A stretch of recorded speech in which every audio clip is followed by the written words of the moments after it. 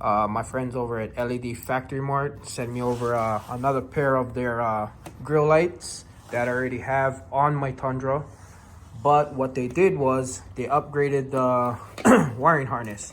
So the previous model that I have on my truck is no problem with it, but there's two wiring harness that you have to connect. But with this one, looks like it's only going to be one wire. So come with me and let's install it.